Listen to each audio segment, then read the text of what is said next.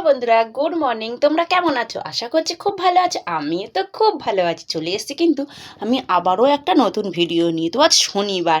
তো শনিবার সকালবেলা অনেক ভোরবেলায় উঠেছি, প্রায় 5টার সময় উঠেছি। উঠে সংসারের বাসি কাজ ফাজটা সেরে নিয়ে আর ঠাকুরকে পুজো দিয়ে দিয়েছি। তো এত তাড়াতাড়ি কেন উঠেছি সব কিছুই তোমাদের সঙ্গে শেয়ার করবো। বরমশাই উঠে বাথরুমে চলে গেছে, ছেলে কিন্তু এখনও মুড়ি দিয়ে ঘুমাচ্ছে। আর আমিও কিন্তু সংসারে কাজবাজ সারা হয়ে গেছে। সকালবেলা উঠেই আগে কিন্তু আমি আটাটাকে মেখে নিয়েছিলাম। আটা মেখে নিয়েছিলাম আর এদিকে সবজি কেটে নিয়েছিলাম। এই যে গাজর, আলু, বটবটি, ফুলকপি, এটা একটু ভাজা করবো আর বেগুন ভাজা করবো, রুটি করবো সকালবেলা।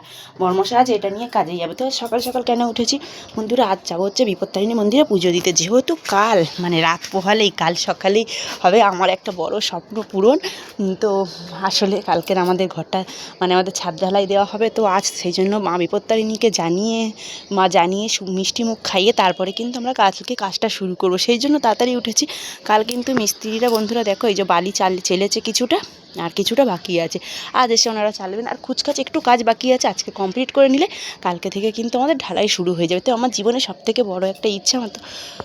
তো মনে মনে তো আমি খুবই খুশি বন্ধুরা, বলে বোঝাতে পারছি না যে আমি এতটাই খুশি যে জীবনে আমি ভাবতেও পারিনি।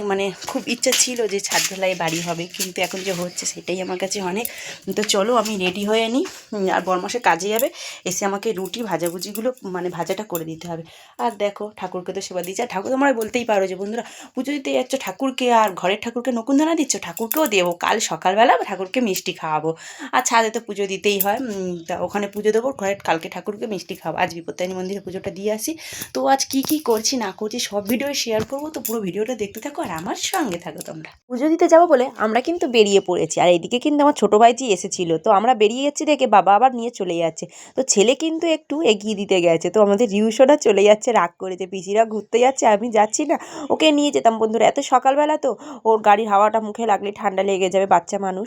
আর এদিকে বরমাসে কিন্তু গাড়ি বের করছে, স্কুটিটা বের করছে। তো পাশের বাড়িতে থাকে স্কুটিটা, যেহেতু আমার ঘরে কাজ হচ্ছে আর গলির মধ্যে ভ্যান আসছে, আমাদের মালপত্র আসে, তো সেই কারণে কিন্তু ঢুকিয়ে দেওয়া হয়েছিল স্কুটিটা ওনাদের বাড়িতে। চলো বেরোনো যাক বন্ধুরা।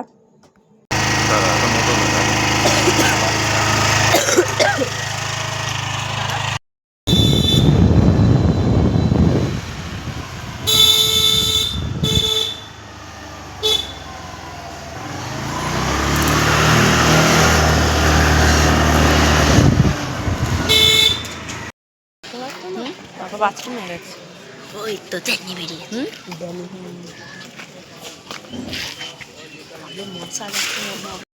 বন্ধুরা পুজো দেওয়া কমপ্লিট। দেখো এখানে লেবু লঙ্কা দিয়েও পুজো দিয়ে দিয়েছি। এবার বাড়ির পথে রওনা দেবো। পাপা কোথায় আসছে? ইন্টারন্যাশনাল মেডেলটা নিয়ে চলে আসবে। চলো। তো আজ শনিবার অনেকটাই ভিড় হয়েছে এখানে, দেখতেই পাচ্ছ। দেখতেই পাচ্ছ, মিষ্টির মতন বলা চারিদিক ঘেউ ঘেউ করছে। আমিও বাড়ি সমস্ত কিছু কমপ্লিট হয়ে গেছে। তো মন্দিরে গিয়েছিলাম, লেবু লঙ্কা নিয়ে এসেছিলাম। হ্যাঁ, তো লেবু লঙ্কা নিয়ে এসেছিলাম, সেটাই এখন ওপরটায় টাঙানো হবে। তো বরমাসে ওখানে পেরেক লাগাচ্ছে, লাগিয়ে আর টাঙানো হবে। তো দেখবে আশপাশের লোকের থেকে কিন্তু নিজেদের লোকরাই বেশি ক্ষতি চায়। তো এই হিসেবে তো এটা এখানে টাঙানো হচ্ছে। ছোট পেরেক আছে নেবে না বড়?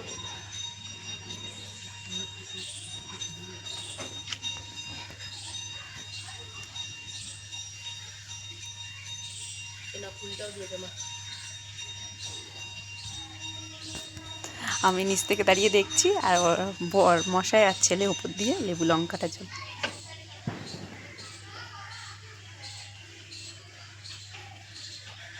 ফুলটা দিয়ে দাও।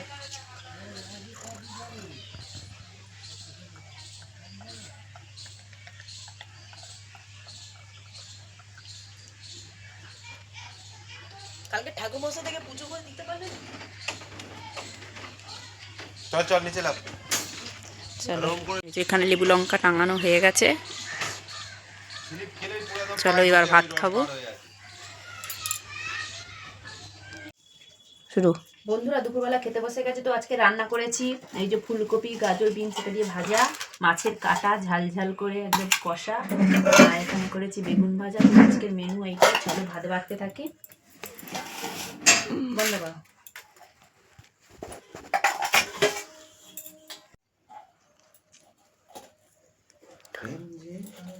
আরো উপরে সবেদা আরো উপরে ছিল উপরে বন্ধ করো।